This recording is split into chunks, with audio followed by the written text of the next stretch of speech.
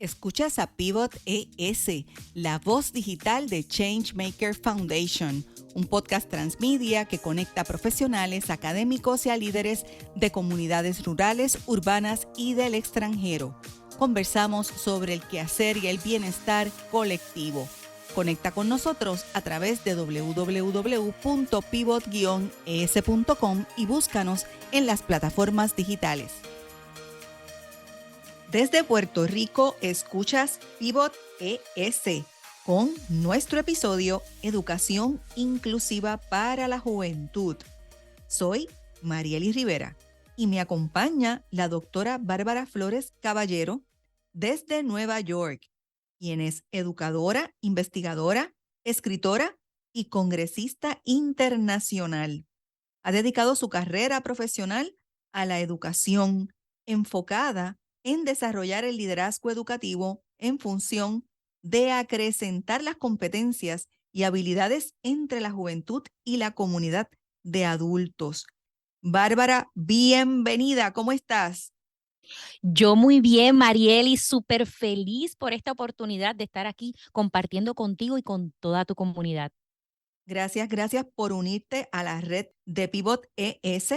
Y este episodio, te comento, Bárbara, está disponible a través de www.pivot-es.com. Ya tenemos casi más de 160 episodios gratuitos digitales en interfaz con Spotify, Google Podcast, Apple Podcast, Amazon y YouTube.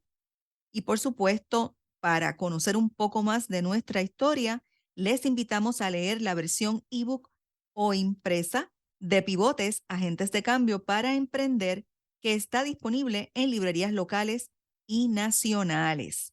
Pero antes de conversar sobre este tema tan interesante, siempre queremos saber algo más de nuestra invitada. Y en este caso, Bárbara, a nosotros nos encantaría que nos compartas un lugar en el mundo que luego de visitarlo se quedó como parte vital de tus recuerdos. Y claro, que nos digas por qué. Ya, esa pregunta está bien interesante porque me acabo de remontar a Vigo, en España. Yo estuve en una conferencia como congresista internacional en el 2017 y se me quedó bien grabado porque me recuerda mucho a mi Puerto Rico, porque es esta parte que tiene que ver mucho con la costa.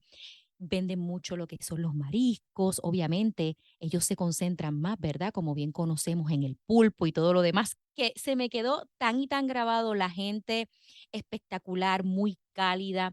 Y algo que recuerdo que quiero compartir a modo gracioso es que cuando yo llegué allá sabían que yo era puertorriqueña, que era latina. Y yo les pregunto, ¿pero por qué? Y me dicen, porque estás utilizando tacones, los famosos zapatos altos que nosotras utilizamos con tacos. Y yo le digo, ¿y por qué? Y me dicen, porque las latinas siempre utilizan eso y acá en España, y especialmente acá en Vigo, que se conoce más como caribeño, ¿no? Utilizamos sandalias. Y yo, wow, increíble. Mira, Marieli, desde ese día jamás volví a ponerme los tacones. Yo dije, de ahora en adelante voy a utilizar mis sandalias. Así que por eso es que tengo un buen recuerdo de Vigo y la gente espectacular. Qué interesante, ¿verdad? Que por los símbolos, elementos nos identifican de alguna manera, y no solamente a los puertorriqueños o puertorriqueñas, sino a nivel general, internacional. Siempre hay una simbología detrás que se alinea a esa descripción cultural, ese bagaje. Qué interesante fue eso. Qué chévere que me cuentes de Vigo. Me parece un lugar que también a mí personalmente me gustaría visitar, así que lo voy a poner ahí en mi tesoro de deseos, como, ¿verdad? Como decimos nosotras.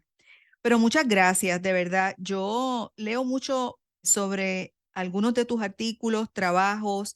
Me llama mucho la atención el tema de la educación inclusiva, especialmente cuando leí un artículo breve pero muy puntual que publicaste en el 2018 titulado El impacto de la educación inclusiva en el mundo laboral.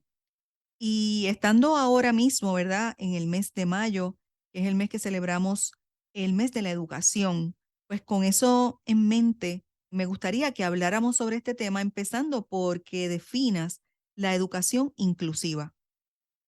La educación inclusiva es un modelo de educación que va a pretender atender a esas necesidades, mira, tanto de los niños, niñas, jóvenes, pero también adultos, porque muchas veces nos olvidamos de esa parte de adulto cuando se habla de lo que es educación inclusiva. Y a mí me gusta mucho decir que esta educación inclusiva siempre la tendemos a relacionar con las personas que tienen discapacidad, pero también es para todos. Por lo tanto, cuando a mí me preguntan qué es educación inclusiva, es un todo para todo. Lo que quiero decir es que quiero compararlo con lo que es la educación tradicional, lo que nos encontramos en las aulas tradicionales, que es que el maestro llega, deposita información a los estudiantes. Sin embargo, la educación inclusiva, para que nos puedan entender con este ejemplo, es que se concentran en toda la clase, no nada más como la educación tradicional que solamente se concentra en el uno a uno. Ay, quiero que Lola, quiero que José, quiero que Rafael pasen la clase porque es de manera individual. Sin embargo, la educación inclusiva es un todo. Yo me voy a concentrar en la clase. Todos vamos a aprender juntos, vamos a trabajar en equipo, vamos a desarrollar diálogos. Inclusive se integra dentro de la educación inclusiva lo que es la inteligencia emocional, pero de eso podemos hablar ahorita. Claro, eso me encanta porque tienes razón. A veces lo apalabramos y nos quedamos en una parte muy particular, ¿verdad? Del concepto de la inclusión. Y esta forma en la que tú la estás explicando lo convierte en un asunto más integral, más holístico. Y me parece muy interesante, en especial cuando trabajamos con la juventud y queremos que las juventudes, que son en realidad varias juventudes realmente, conozcan, aprendan del concepto, pero también a operacionalizar el concepto. Y ahí es que quiero preguntarte, ¿verdad? ¿Cómo tú ves esas oportunidades dentro del grupo de las juventudes a aprender sobre esta mirada de la educación inclusiva?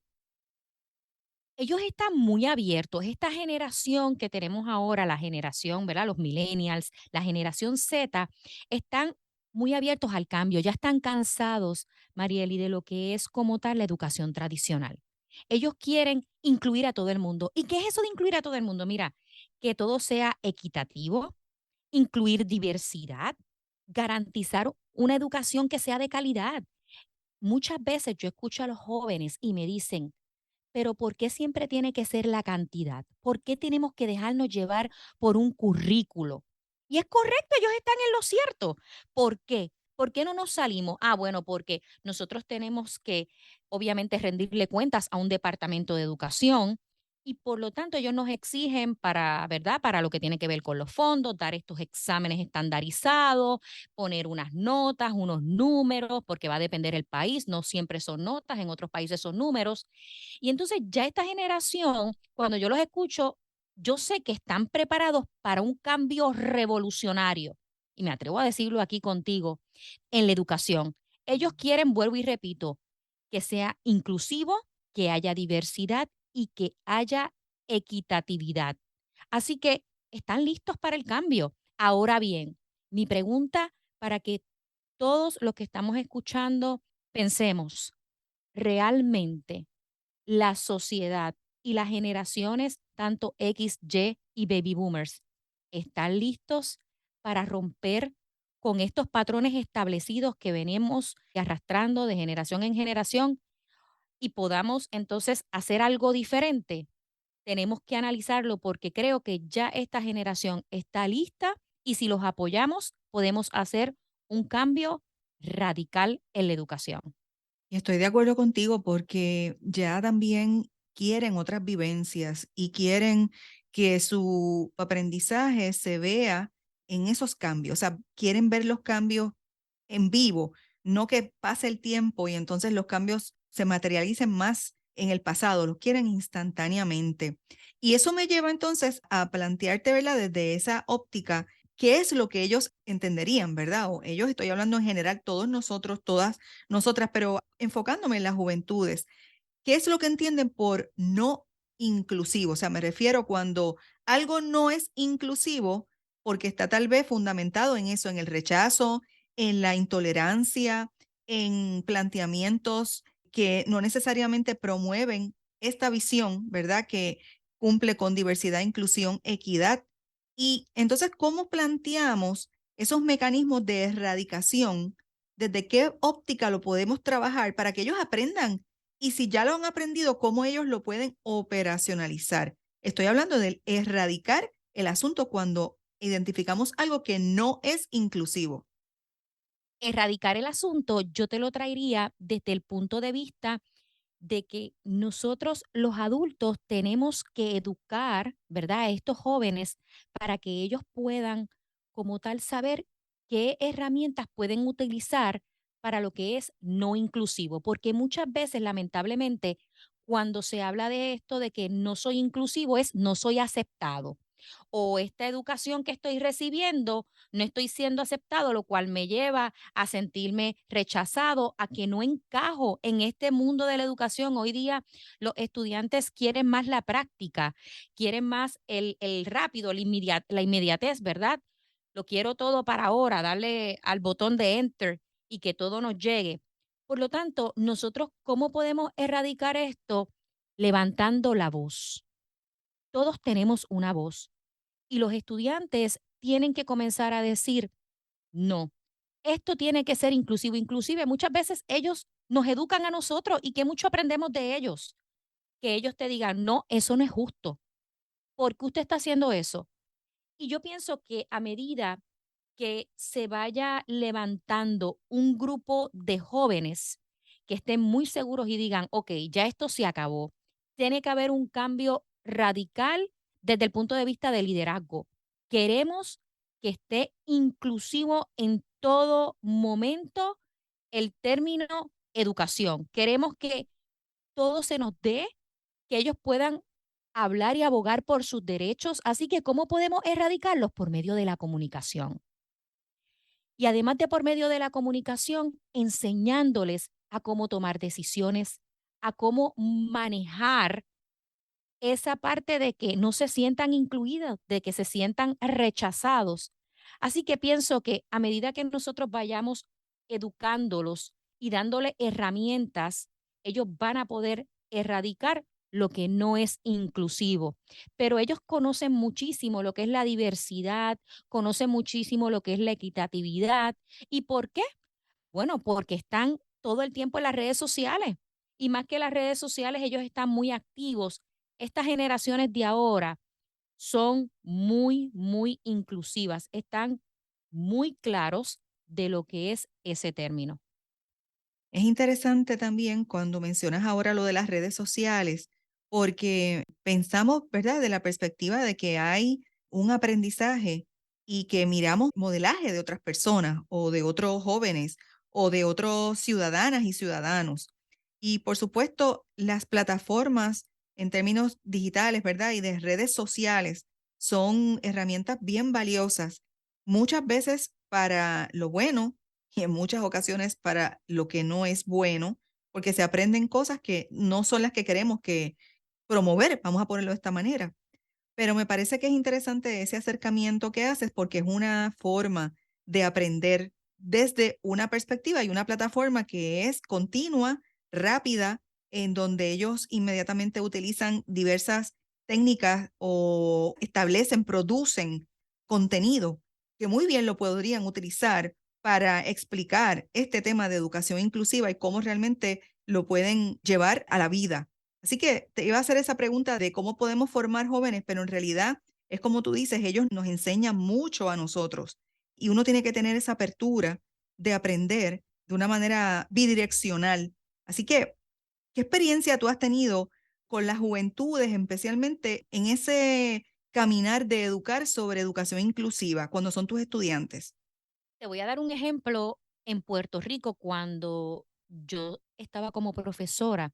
Fue muy interesante porque yo recibo un estudiante y en este caso voy a traer lo que es la discapacidad. Este estudiante tenía X discapacidad y ella entra a la sala de clases. Y te estoy hablando, imagínate tú, en el 2009. muchos años atrás. Y cuando yo pude ver que los demás estudiantes en aquella época y en aquel momento todavía estaban un poquito como resentidos, como que no se acomodaban, ¿verdad? A poder ayudarla, a poder integrarla. Siempre ella estaba en una esquina. Los estudiantes no se integraban, por más que, ¿verdad? Yo trataba, los integraba, lo miraban con un lente diferente. Y ahora te lo quiero comparar en el 2023 con una clase que tengo. En esta clase, acá en Nueva York, tengo un estudiante con discapacidad y todo es tan distinto. Ellos se paran, ayudan, se integran. Esta generación es distinta, es diferente. Ellos quieren que todos se sientan iguales. Y ellos dicen, no somos individuales, somos un todo. Así que yo he podido ver con el paso de mis años, ¿verdad? Y de experiencia, cómo se ha ido transformando lo que es la educación inclusiva. Yo he visto cómo inclusive, no tan solo cogiendo ejemplos de estudiantes con discapacidad, vamos a coger estudiantes que están dentro de la sala de clases. Y antes yo veía que se rezagaba mucho los estudiantes entre ellos mismos, no se aceptaban o demás, y ahora no. Ahora es como, ay, el networking es importante. Cuando yo llego a mis clases, yo le digo, aquí somos todos una familia. Tenemos que ayudarnos, tenemos que apoyarnos, porque el que está al lado tuyo, tú no sabes si después va a ser tu jefe. Así que es importante que tú los veas a todos por iguales. Y créeme que cuando salen de mis clases, salen con todos con sus números de teléfono. Luego con los años me los encuentro y me dicen, wow, recuerdo su clase porque fulano ahora trabaja conmigo y nos conectamos. Y por eso es que veo que en esta época y en estos pasados años se ha integrado mucho lo que es educación inclusiva. Y no es que sea una cosa y un concepto que sea nuevo, sino que ahora se ha dado más a conocer lo que es esa educación inclusiva. Así que con el paso de los años podemos ver cómo ha ido transformando las generaciones lo que es ese concepto tan importante. Me encanta, me encanta. Y yo creo que de esta conversación vamos a poder identificar otras líneas de conversación, porque es un tema amplio y que cambia, como muy bien estábamos comentando, ¿verdad? Con la transformación en las generaciones, estoy totalmente de acuerdo contigo. Esta generación actual, juvenil, tiene unas características muy particulares que son distintas.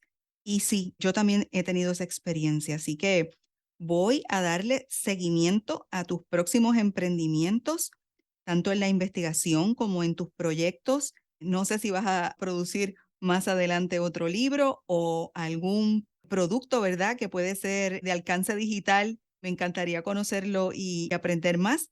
Y me gustaría que le compartieras a nuestra audiencia la dirección, si tienes una página web, precisamente si hay presencia de las redes sociales que tienes y que te puedan encontrar.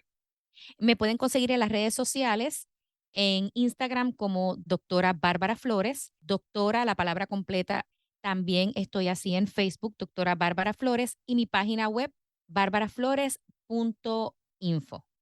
Muy bien, vamos a poner esa nota en los resúmenes que nosotros producimos en nuestra biblioteca digital, que van a estar disponibles en inglés y en español, y ahí vamos a insertar esta información para que las personas puedan tocar, ¿verdad? Tipo hyperlink y te puedan encontrar. Bárbara, esto ha sido un placer para mí, un banquete en este mes de la educación, tenerte a ti en nuestro podcast. Estoy súper agradecida, sé que tu tiempo es comprometido, pero que estás súper dedicada y por supuesto, te invito a que conectes con Changemaker Foundation y la aceleradora Pivot a través de www.thechangemakerfoundation.org. Gracias, Bárbara. Muchísimas gracias, muy honrada de que me hayas tenido aquí contigo y con tu comunidad. Seguimos pivoteando. Hasta la próxima.